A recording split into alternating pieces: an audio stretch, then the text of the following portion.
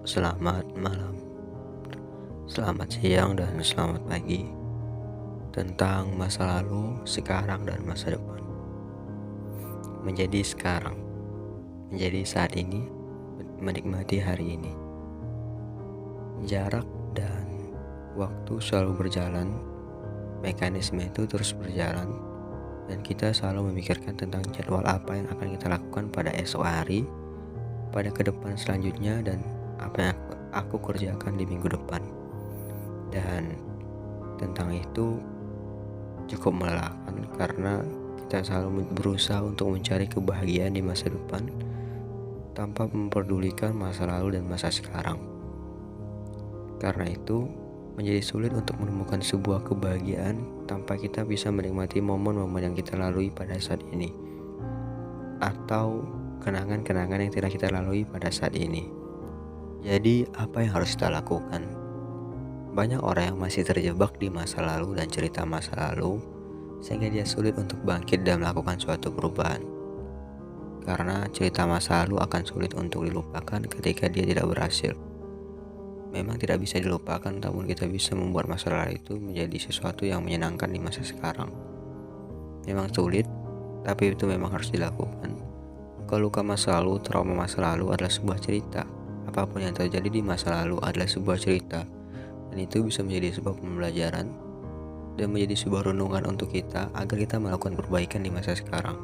Karena sangat rugi jika masa lalu yang kita lalui hanya menjadi sebuah kenangan.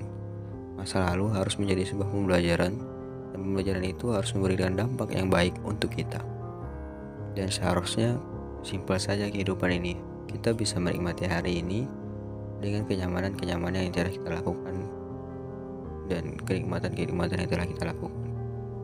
Pada kenyataannya, otak kita adalah sesuatu yang lebih sistematis daripada yang kita pikirkan.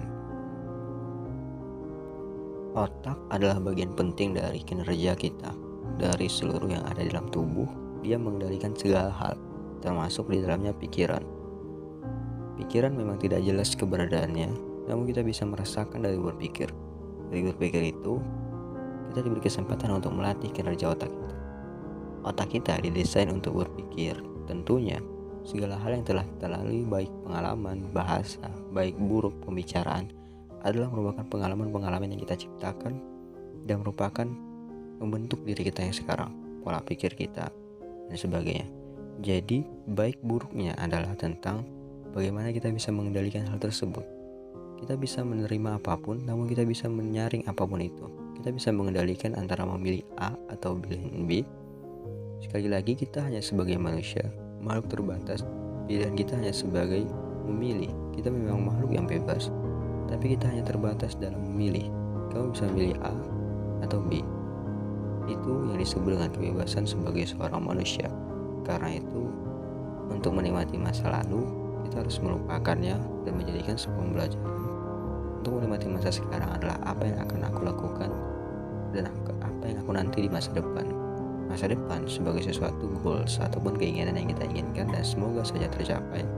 Apapun keinginan teman-teman, semoga tercapai, dan aku harap kita bisa menikmati hari ini lebih menyenangkan tanpa memikirkan masa depan yang terlalu berlebihan, karena masa depan adalah tentang anugerah yang diberikan Tuhan kepada kita.